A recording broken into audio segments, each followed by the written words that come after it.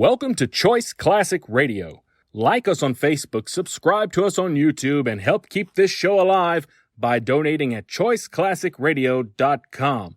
For more of your favorite old-time radio shows, join us on our companion podcast, Choice Classic Radio, Mystery, Suspense, Dramas, and Horrors, where we bring to you the most mysterious tales that the golden age of radio had to offer.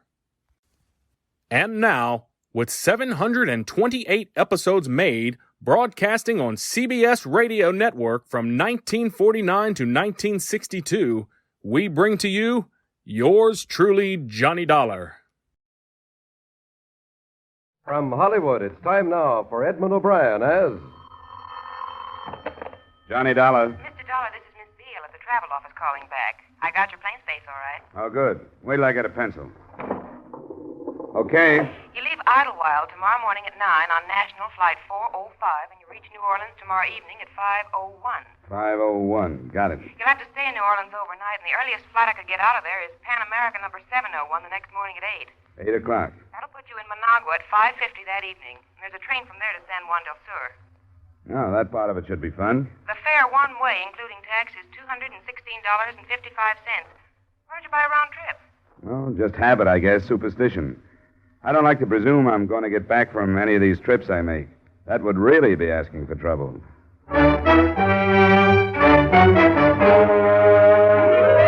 Edmund O'Brien in another adventure of the man with the action-packed expense account, America's fabulous freelance insurance investigator. Yours truly, Johnny Dollar.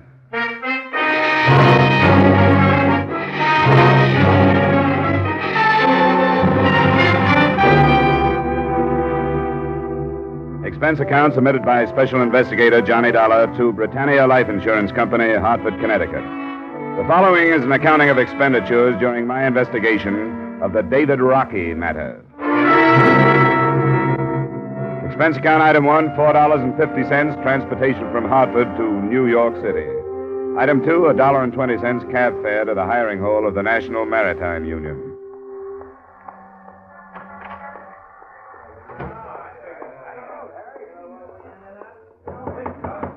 Tom? I talked with you on the phone, Mr. Richter. Dollar? Oh, yeah. Well, like I told you then, your man is in San Juan del Sur. Or if he left, we don't know about it. I hope he's there. I've got plane reservations. I called the Edwardson line. That's the outfit he was sailing for. I want to double check on our records, and theirs are the same. He missed his sailing in San Juan del Sur. They signed on a local man as far as Panama. The ship was the Lyle Edwardson? That's it. Can you give me anything that would help identify him? Well, here's his signature and his last job assignment card. Oh. Can I keep this? I guess so, sure. Thanks. Let's see, here's his membership book number, 146544. Uh-huh. All right. Would you happen to have any photographs in your file? No, but the Coast Guard office would, on his certificate of identification and certificate of service. They'll both be in a file on him over there. Good, that's what I need. I wouldn't know him if I did find him. I'll fix you up. Naturally, I'm curious, you flying all the way down to that port. What do you want with this David Rockey? Mind telling me? He just became a millionaire. What? Well, when Rocky was a kid, he was adopted by a Titus Morgan in Boston. Wealthy man. He just died, leaving everything to Rocky. How do you like that? $1.5 million, including $50,000 in insurance. That put me on the case.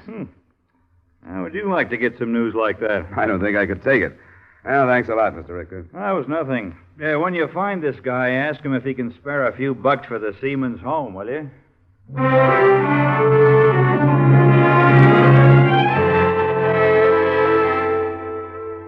From the Coast Guard documents on David Rockey, I memorized his picture, and the next morning, I left New York. Expense account item 3, $297, fare and incidentals to Managua. Item 4, $35, a charter plane I finally arranged for the next day that put me in San Juan del Sur at 3 o'clock the next afternoon.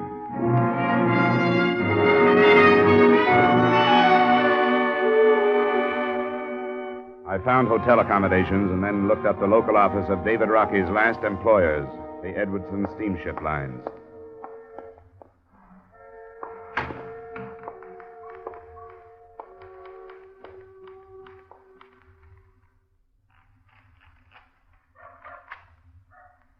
Oh, good afternoon. Hello. My name is Dahl. I just arrived from Hartford, Connecticut. Well. My name is Wall, Clayton Wall. How do you do? Mr. Wall? Why on earth would anyone leave Hartford to come to a place like this? I'm an insurance investigator. I was sent down here to find a seaman who sailed on one of your ships, David Rockey. Remember him? Oh, yes. Certainly I remember him. Did you say insurance investigator? That's right. Why did you ask that? Oh, I just wondered. What do you want with him? He has some money coming from a policy and an estate. Oh. I think I'd go back to Hartford, Mr. Dollar. Why? David Rockey is not in a position to hear about money up in the States. Oh? He's in jail. He's being charged with murder. Oh, I see. When did this happen? I'm afraid I don't have all the particulars. The papers, they aren't famous here for accurate reporting.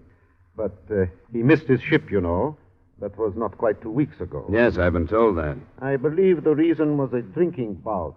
And as a result of it, this employee of ours, a Nicaraguan, was killed.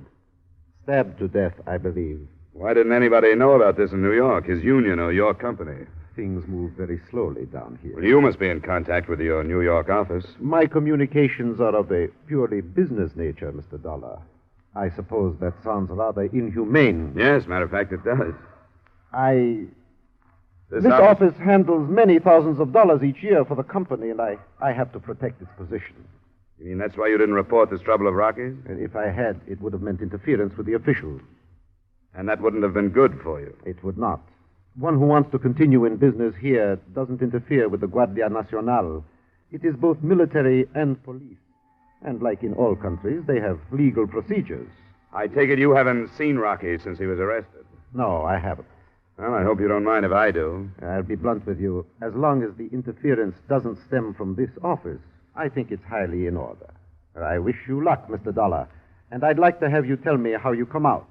I'm not as heartless as I sound. No, sure. Just a good businessman.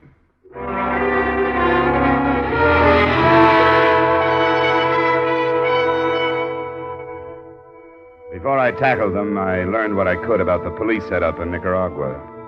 The Guardia had been organized originally by American Army and Marine officers.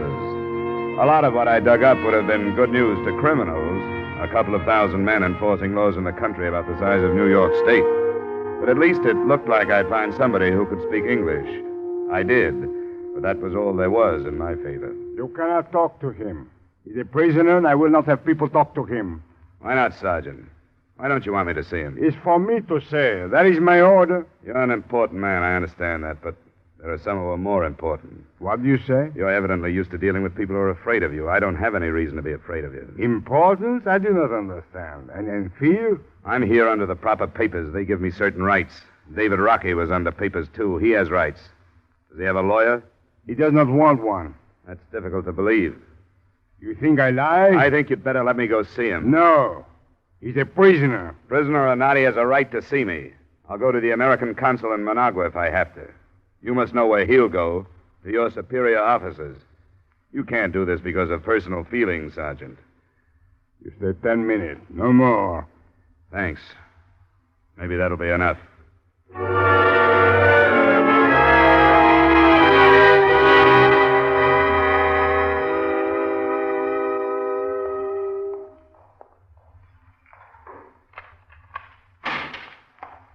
Who is it? Don't you have a light?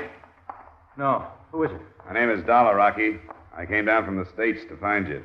That's a laugh. I know how these things go. They haven't even heard about it up there, so why should anybody come looking for me? Titus Morgan died. Oh, I'm sorry to hear that. What does that have to do with it? He, left you a little money. Some insurance. Company wanted to find you so they could clear their books. This a fact? Yeah. What about this murder charge? If you've been outside, you know more about it than I do. This is where I woke up, and this is where I've been. I don't know what's going on. What do you mean, this is where you woke up? I got drunk. I don't remember getting here. You know about the murder charge? Oh, yeah, they told me about that. What happened? I don't know. I drank too much. It almost seems like I got a Mickey. Did you kill this guy? Are you on the level? Certainly I am. Here, hold my wallet while I get a match. That's my operating license. My cards are inside. Connecticut. It's close to home. I'm sorry I was so suspicious, but you could have been working for the police, coming in here to give me some false hope and make me blab. What about the killing? I don't remember. I don't know what happened. His name was Sagasa. He was foreman of the longshoreman crew that loaded us. I know that. Well, I didn't have to stand watch that night, so I went with him. I've done it before. I knew him. There were all these drinks at his place finally with his wife. I remember midnight, but not much after that, except half remembering going to bed because I was so stiff. You went to bed there? I'm not even sure of that. I think so. I don't remember going anyplace else. And believe me, I've been trying to. What then? I don't know. Almost like a nightmare. I can remember the police being there. In the morning, I was here. And that Sergeant Ortega won't tell me what's going on or let me see anybody. I don't even know how he was killed. He'd been stabbed. He was lying on the floor in the middle of the front room. I wouldn't have any reason to kill Emiliano. You remember who was with you? Yeah, there was his wife, as I said. What's her name? Misha. Tell me about her. Well, there's nothing about her. She's Sagasa's wife. After I met him, I met her. I've made this port quite a few times and got to know them both. Mm-hmm. Who else was with you? 2 other men. One was Dave Light. He was a crew member of the ship, so he's gone. The other is Chris Binstead. He's in charge of the warehouses here for the Edwardson Company. Then there was another girl, Alicia. I don't know where she came from. I'll find out. You're really going to look into it? Yeah? I don't see an American sitting here in a black cell without somebody helping him. I won't say I've been praying, but if I had been, you'd sure be the answer to them. I'll let you know what I find out. And Mr. Morgan died. That's right. He was a great man. I wish I'd stayed home. I'll try to see you tomorrow night. Hey, let me out.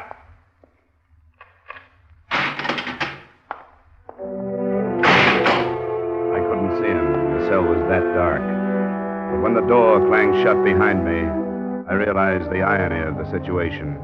The heir to $1.5 million fortune in a jail cell in Nicaragua without rights, privileges, or even light.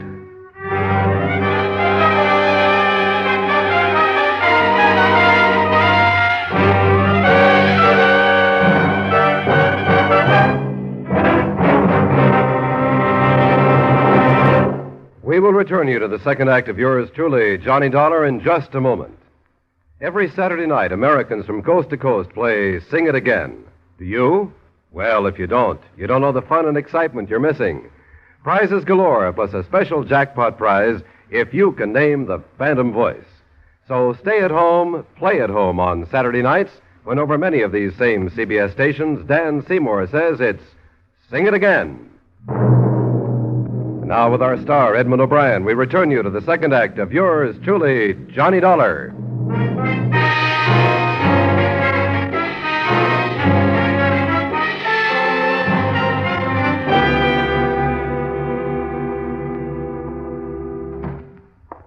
Now you saw the prisoner. Don't trouble me no more. He told me he wouldn't have any reason to kill the man, Sergeant. That's what he said. And that he doesn't remember killing him. That's what he said, too. And why? He says he was drunk, yes.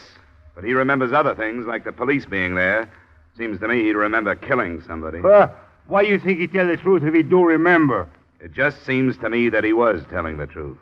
You are too innocent, senor. Maybe. But I'd like to know what you've got on him. I do not understand. Well, what are you building your case on? Just the fact that he says he doesn't remember? He says he'd have no reason to kill Emiliano. What motive are you using? Motive? The wife. You mean there was something between Rockey and the wife? To herself, she is a cat, and all men, they are mice for her. All right, that's something. It wouldn't be enough in my country. No? That's nothing but the vaguest kind of circumstantial evidence. Don't you have anything real? The murder weapon, for example? It was not found. What about the fatal wounds, then? What kind of a knife made them, do you think? It was a wide knife. Uh-huh. As a seaman, Rockey could have been carrying a knife, but it would have been a small one. You think of that? We searched him. He did not have a knife. He threw it away. How do you know he threw it away? He did not have it. You believe in his lies. I tell you what the people say who were with him. I don't want to hear your version of what they said. I'll talk to them myself. No, you do not. You do not interfere. Look, as far as you're concerned, he's guilty until he can be proved innocent. And you don't want anybody to try and do that. Now, don't try to stop me, Sergeant, if you don't want your superiors on your neck. You'll be in trouble, too. You aren't careful.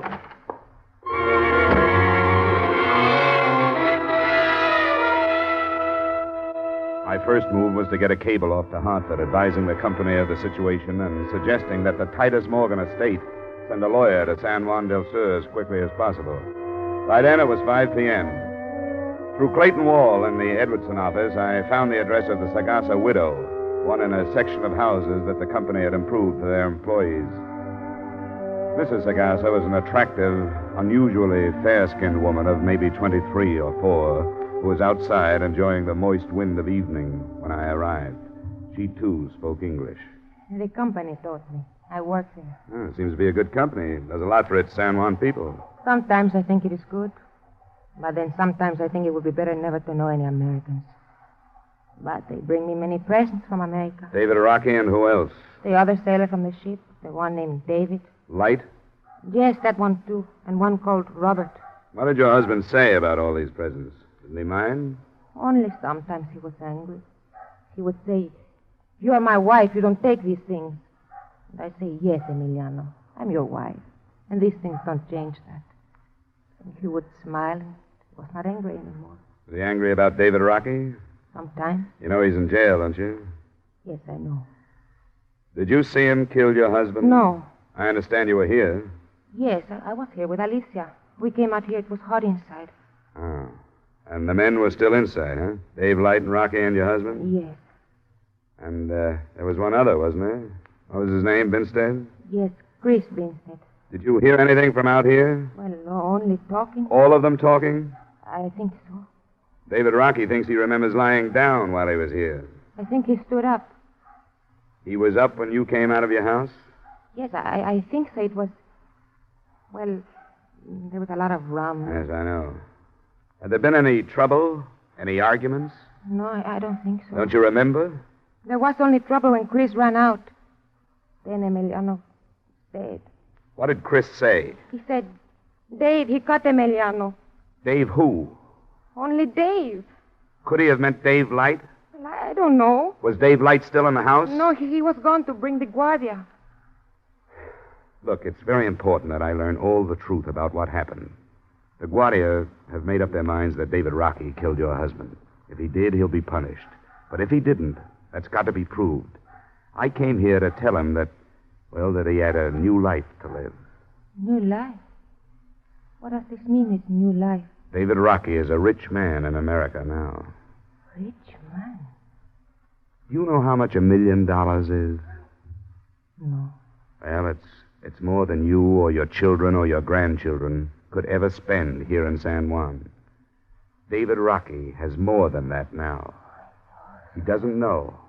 I came here to tell him about it. But when I found out about your husband, I didn't. Oh, no. He would surely curse God if you told him. You understand now why I have to learn the truth, don't you? Yes. All right. Then will you take me into your house and try to remember everything that happened before you and Alicia went outside?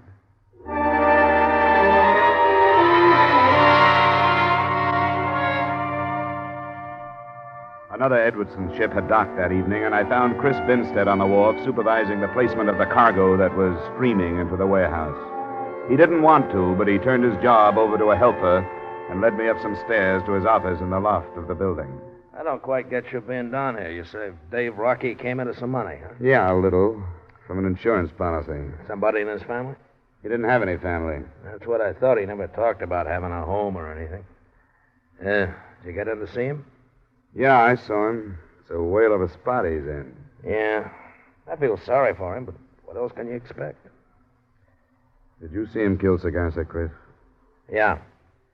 And I don't want to see anything like that again. What happened exactly? Well, the whole thing was that everybody had been drinking too much. He passed out and laid down on a cot. If he'd stayed there, everything would have been all right. But Misha, she's nothing but a package of trouble anyway. She had to go over and try to wake him up. She said something that got her husband started. What do you mean, started? Yeah, riled up, something personal. So he goes over and dumps Rocky on the floor and tells him to get out and not come back. Rocky hit him once and then went out in the kitchen, got the knife. came back. Misha told me she was outside. Yeah, she was. I sent both the women out when the trouble started. She said there hadn't been any trouble. She knows better than that. Yeah, I guess so. Well, I can't see why she'd lie. I never figured them out, any of them. Anyway, Rocky came back with a knife, and they called each other some names, and then all of a sudden there was Emiliano on the floor. Then what? And that was the end of it. Went and told Misha what had happened. Dave Light went after the Guardia. What did you say to Misha? Oh, I just told her that Rocky had killed her husband. She says you told her Dave did, that you didn't say Rocky. Well, maybe I did say Dave, but I meant Dave Rocky. What are you pressing me for? I'm just trying to find out what happened. I told you what happened. How about this Dave Light? How come he was able to climb aboard his ship and leave? Yeah, he reported the thing. Mr. Wall at the main office talked to the Guardia, and they let him go. What is all this, Dollar? You got the facts. It's funny that David Rocky doesn't remember killing him. Is that what he says? He doesn't remember? A man who does a thing like that when he's blind drunk is usually following his subconscious mind. That would mean that when he's sober, he probably would have thought about killing Emiliano. So? That would mean that the motive might be the elimination of the husband. Now, I can't figure a seaman who's here in San Juan only a few days at a time even thinking of going to these lengths to get rid of Misha's husband. What are you driving at, Dollar? I'm thinking out loud, I guess. Why? That'd better be all. I guess you have to get back to work, huh? Yeah. Okay. Thanks a lot for seeing me.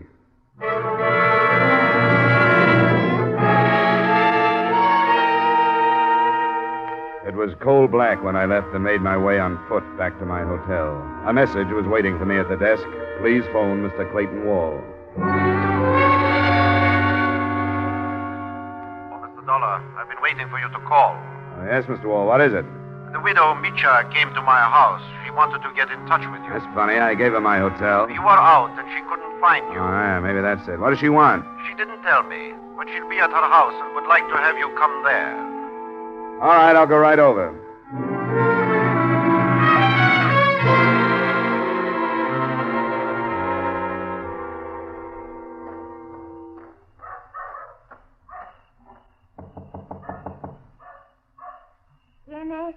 Mr. Dollar.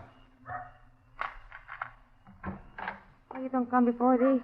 Well, I was busy asking questions. I saw Chris Binstead. What did he say? It's hard to tell the lies from the alcoholic confusion. I don't understand you. I don't understand it either, Misha. Well, why'd you want to see me? I found a knife Oh? Where? behind that... That chest? Yes. It's there. I didn't touch it. Why wasn't it found before? The Guardia, they didn't look. How did you happen to find it? I don't know. After you leave, I started to think, and something told me, look there. Now tell me the truth, Misha. I tell the truth. You want to help David Rockey?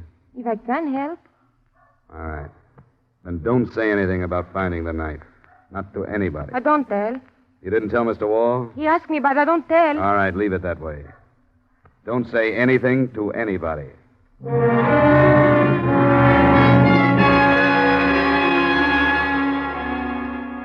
I slept after that, almost the first sleep I'd had since I left New York. And the first thing the next morning, I arranged for another charter plane to Managua. In it, I sent the murder weapon and the only other thing I could think of that carried David Rockey's fingerprints. My wallet that he'd held while I showed him my identification. After a meal that passed for breakfast, I went back to see him. I've been going crazy in here. What have you found out? Oh, not much. Some of it good, some bad. We'll have to wait till this afternoon to do any more. Seems like this is a hangover I'm never going to get over. The times I haven't been going crazy, I've been thinking of Mr. Morgan. How did he die? Heart. He wasn't very old. I keep remembering what he said when I left, that there were two worlds and that I was picking the wrong one. He adopted me, you know. Yeah. I talked to his lawyers, but I didn't get the whole story. It doesn't make any difference, I guess, except that I could have made him a lot happier than I did. He had a son of his own that got killed in an auto accident when he was 14. The mother, too. I didn't know that. I was the same age, and I was supposed to take his son's place. Mr. Morgan found me in a state home, took me in.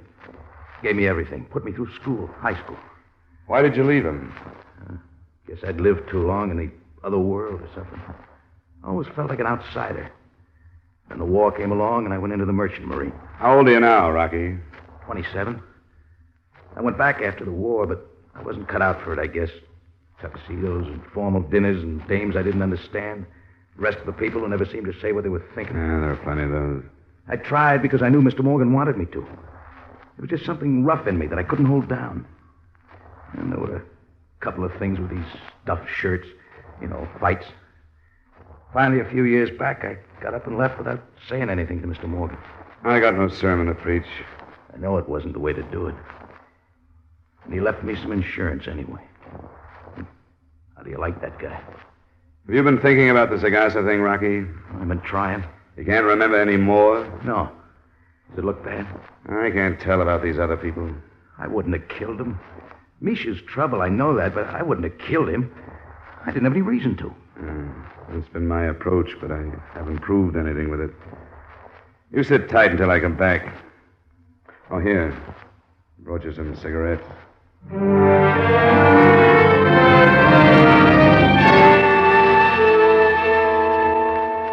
I got an answer that morning on my cable to Hartford. The Morgan estate was sending a lawyer. Then I waited until the middle of the afternoon when the charter plane came back from Managua with the results of the fingerprint tests. There was only one place to go.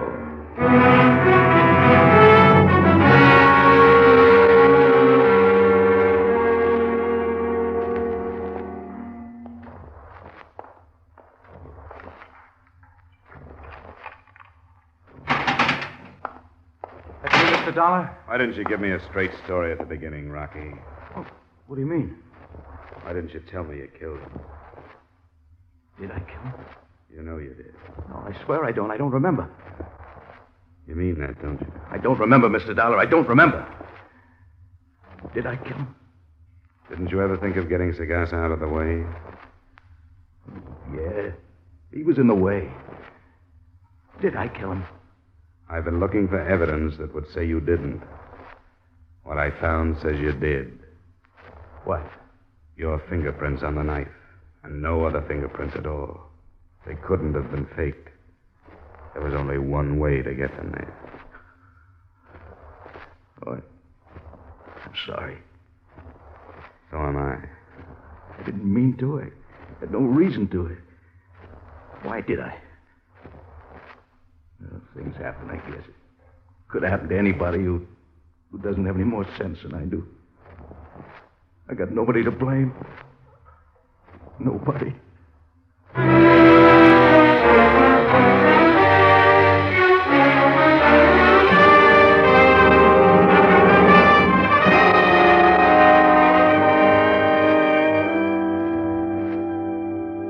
Expense account, item 5, same as items 3 and 4, transportation back to Hartford. Item 6, miscellaneous, $235. Expense account total, $840.75. Remarks? I'm sorry the mission wasn't more successful. The estate lawyer arrived before I left, and although he wasn't familiar with Nicaraguan courts, he felt that David Rockey had a chance on a second-degree murder plea. None of us knew what the terms would be. But we did know that $1.5 million was worth waiting for. Yours truly, Johnny Dollar.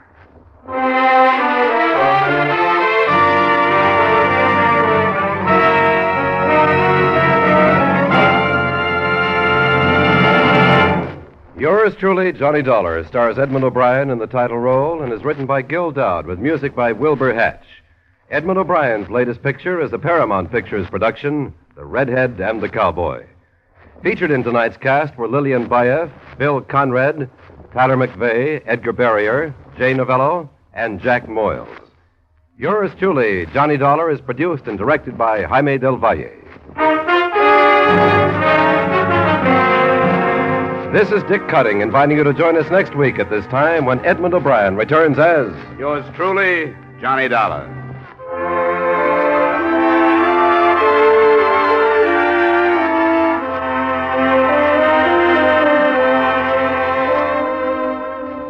There's Saturday night fun with the young married set when Lucille Ball and her favorite husband come along later this evening on most of these same CBS stations. You'll enjoy the laughs with Lucille Ball as she tries to help, but more often hinders the man she calls my favorite husband. And now, stay tuned for Von Monroe's Caravan, which follows immediately over most of these same CBS stations. This is CBS, where Hopalong Cassidy rides every Saturday night, the Columbia Broadcasting System.